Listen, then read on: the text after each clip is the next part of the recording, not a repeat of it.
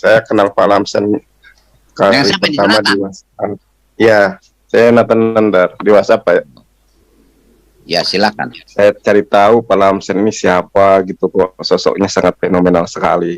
Saya buka YouTube, ternyata satu-satunya orang Kristen di Indonesia yang pernah mendebat Zakir Naik. Wah. Nah, statement yang saya membuat menarik itu adalah di awal opening statement Pak Lamsen. Sehingga opening Pak Lamsen ini membuat kaum muslimin di GOR itu bersorak-sorai. Kenapa? Karena Pak Lamsen nyatakan, saya orang Kristen, saya tidak makan babi, saya tidak minum kopi, dan lain sebagainya. Nah, kira-kira yang membuat rujukan atau yang membuat Pak Lamsen tidak makan babi ini apa? Sementara Kristen pada umumnya itu makan babi. Hampir 99,99% teman-teman Kristen itu makan babi. Kiranya Pak Lamsen memberikan pencerahan kepada kami, kenapa kok Pak Lamsen ini beda sendiri gitu, nggak makan babi. Terima kasih Pak Lamsen. Maaf Pak Nandar, saya bukan beda sendiri. Banyak orang sama dengan saya itu mengikuti ajaran Alkitab dengan tulus, tanpa ditafsir-tafsir sesuai dengan kehendaknya. Apa kata Alkitab itu saya telan. Jangan ditafsir-tafsir. Jadi manusia itu kan tukang tafsir. Lebih pintar dia dari Tuhan. Makanya amburadul seperti itu. Kan sudah jelas. Di Alkitab dikatakan, inilah makanan yang kamu makan. Saya mengikuti aturan kesehatan yang Alkitab saya itu aturkan.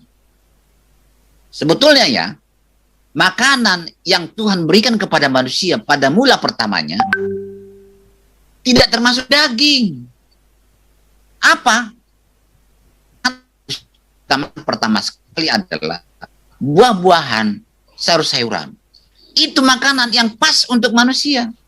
Tapi ketika Tuhan mau menghukum dunia ini dengan air bah di zaman Nuh, Tuhan memberi makanan sementara pengganti makanan buah-buahan, sayur-sayuran, dan biji-bijian. Karena itu mati dengan air bah. Lalu Tuhan izinkan binatang-binatang yang halal dimakan, tujuh pasang masuk di perahunya Nuh, dan yang tidak boleh dimakan itu, yang haram dimakan itu, satu pasang. Kenapa yang halal dimasukkan 7 pasang ke perahunya Nuh? Supaya ada makanan di perahu itu, makanan keluar manusia. Nah, tapi sayang, ya, setelah air bah surut, manusia ini keterusan makan daging yang dihalalkan oleh Tuhan itu. Bukan itu lagi, ditambah lagi makanan-makanan binatang lain, ditambah lagi alkohol, tambah lagi semua yang merusak tubuh kita ini jadi rusak. Akhirnya apa yang terjadi? Umur manusia yang tadinya bisa ratusan tahun, sekarang paling tinggi 70 tahun. Di sinilah kesalahannya itu. Tuhan sudah memberikan aturan-aturan kesehatan, tapi dilanggar oleh manusia sesuai dengan nafsunya. Ini yang terjadi sekarang ini. Dia tidak mau mengikuti aturan Tuhan. Sama dengan Adam dan Hawa di zaman dahulu kala, di zaman Eden. Tuhan sudah mengatakan jangan makan ini. Tapi manusia itu tidak percaya kepada perkataan Tuhan. Dia percaya kepada ajaran setan. Manusia sekarang tidak percaya kepada apa kata Tuhan, percaya kepada keinginannya.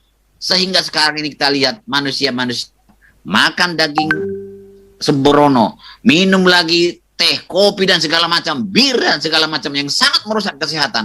Akhirnya kita rasakan sendiri, dan kita saksikan sendiri, umur manusia sekarang ini tidak ada lagi lebih dari 200 tahun. Hanya 100 sudah tinggi, sudah hebat itu. Itulah sebabnya saya mengikuti aturan-aturan kesehatan yang diaturkan oleh Alkitab saya. Beda dengan orang lain. Terima kasih, Nandar. Terima kasih Pak Lamsen atas pencerahannya. Jadi seolah-olah Pak Lamsen ini mengatakan, saya tidak makan babi karena tertulis di dalam Alkitab pada Imamat 11 ayat ke-7 bahwa babi itu haram gitu. Maksud Pak Lamsen secara spesifik. Atau bagaimana? Terima kasih Pak Lamsen. Iya, begitu.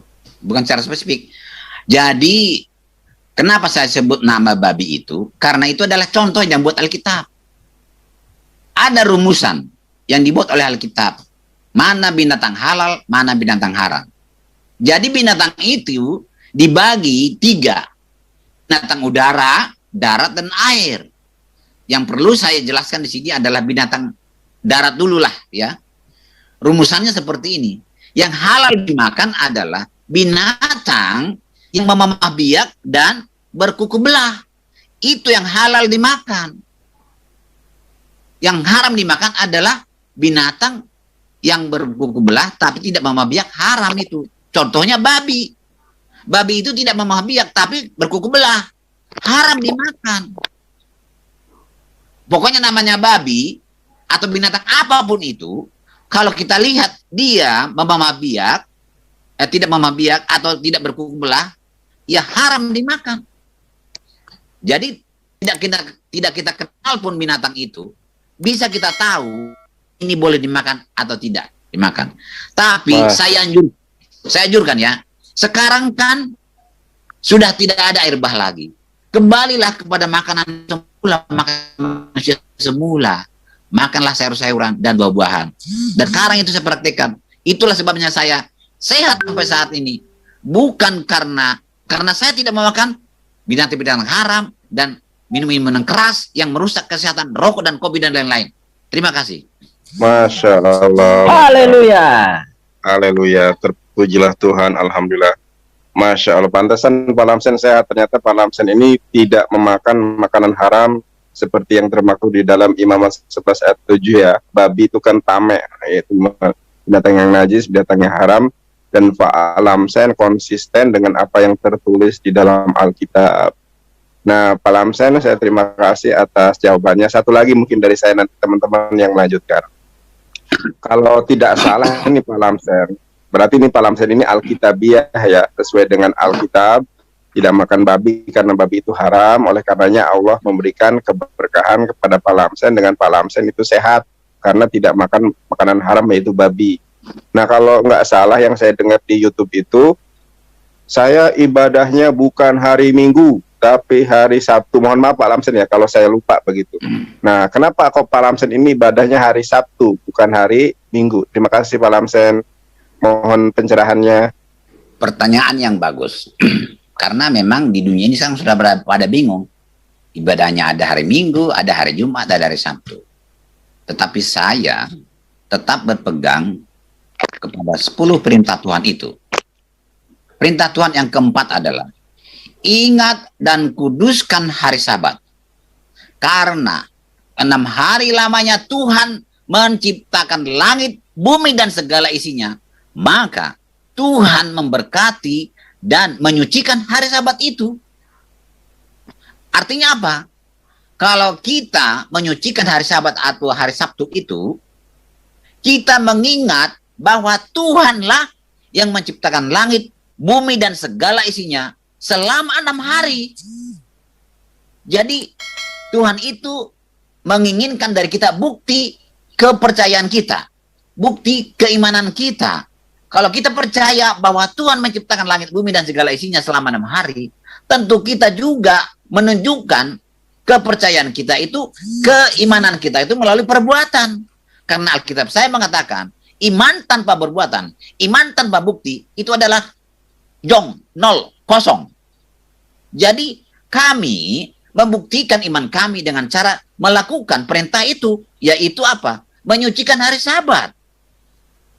Dan kami berdoa di situ, mengingat bahwa Tuhanlah yang menciptakan langit, bumi, dan segala isinya selama 6 hari. Itu adalah hari Sabat Tuhan, bukan hari Sabat orang Yahudi, bukan hari Sabat orang Batak, bukan hari Sabat saya. Itu adalah milik Tuhan. Terima kasih.